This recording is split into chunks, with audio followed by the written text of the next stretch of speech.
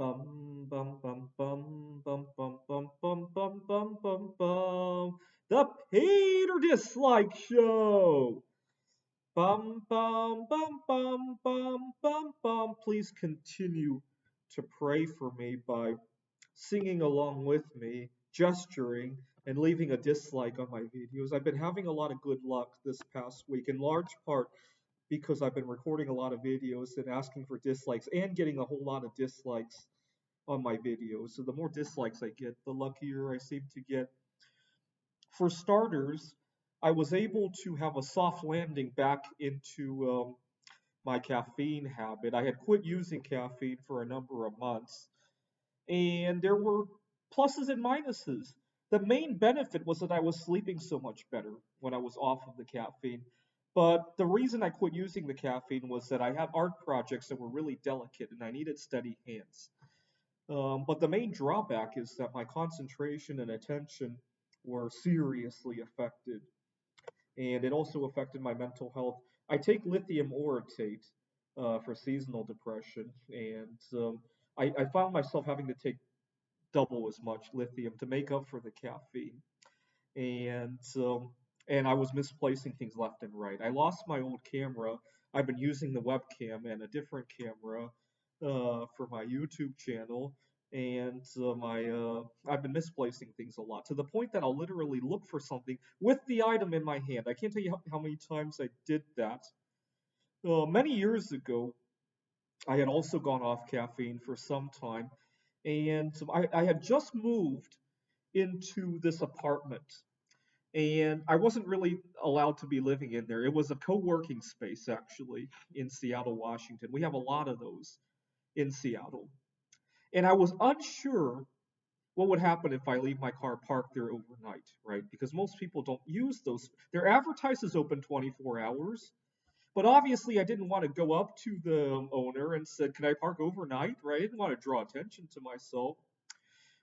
And so every morning when I woke up, I would be terrified that my car would be towed, something would happen to my car, somebody would break into the car, or anything like that, right? And so the first thing I would do, I used to love to exercise a lot. This is Seattle, where it doesn't go above 100 degrees during the summer, obviously. I'd get up and go for a walk, and as I walked out into the parking lot, I would check to make sure that my car is still there and it's not been broken into and all that, right? Make sure it's not being towed. Make sure somebody's not leaving like warnings on there asking me to move my car. And for a few days, that all went okay, and I figured that it was nobody was noticing me because that was my main fear while I was living there. One day I needed to drive for some reason. I that during that time I was living there, I was hardly driving anywhere. I worked like 5 blocks away from that place, but one day I needed to drive. And when I got back home, I was again terrified if my car was being towed. I was driving the car, looking for my car in that parking lot, if you can believe that. That's the kind of confusion I run into anytime I change any sort of eating habit or using habit of any sort, right? If I miss my lithium for whatever reason, or I travel, I forget to bring it, or I try to quit using caffeine, I just have to be careful about myself. But I've been able to go back to the caffeine with a soft landing this time. I was a little impressed myself because I have never successfully used anything in moderation in my entire life. I have an addictive personality. I've been having a lot of good fortunes with my art projects, as you guys have seen. There was something else that happened this week that made me feel good about myself. I go to a trivia night of every Saturday, and there's a girl there that I like. Unfortunately, she's often very busy with things and doesn't go every week. But her mom also goes there. Last Saturday, her mom was there, and there was this new girl there, and she that was her first time there, and turns out it will be her last as well because she got into some drama with all of us.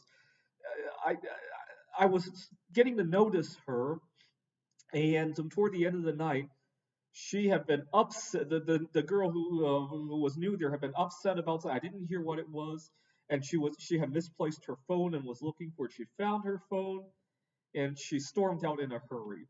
And I was disappointed because I hardly got to know her before she stormed out. And then I talked to the mom of the girl that I like.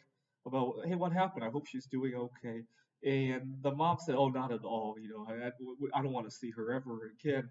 And it turned out they had her mom. I think her mom was being a little sensitive about something that the new girl had said or something like that. But I think there's an ulterior issue. I think she wanted the mom wants to divert my attention away from this new girl into onto her daughter. So it could be anything, but just to even be able to play this game makes me feel gives me a nice warm fuzzy feeling. And unfortunately, fortunately slash unfortunately, I wanted to move out of Phoenix because I haven't been having good fortunes like I did this past Saturday. And even this past Saturday, that was a very isolated experience. It's not like I experience that often here.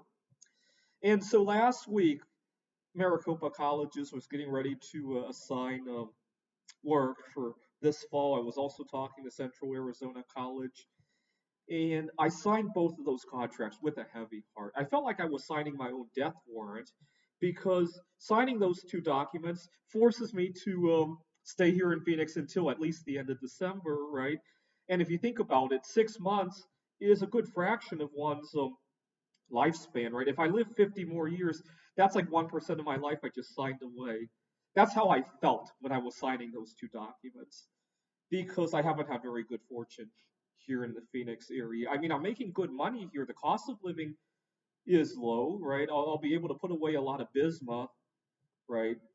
Save up some bismuth and eventually move out of here. Maybe eventually trade up some of that bismuth for a down payment on a house somewhere else, right?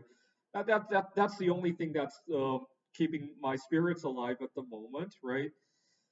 But I love my work, right? Oh yeah, the other thing is that the two jobs that I signed are probably not toxic, right? At least that's a positive, right? If I were to move somewhere else, who knows, right? Anytime you mingle with a new group of colleagues, it's hard to say which direction it might go, right? So what I'll probably do is between now and the end of the year, stock up on as much bismuth as I can, especially this year, because if Trump gets reelected, it sounds like he's going to put a tariff on the bismuth from China, right? So, all right, please continue to pray for me by leaving a dislike on this video. This is the Peter Dislike Show. Bum bum bum bum bum bum bum bum bum bum bum bum. The Peter Dislike Show. Bum bum bum bum bum bum bum.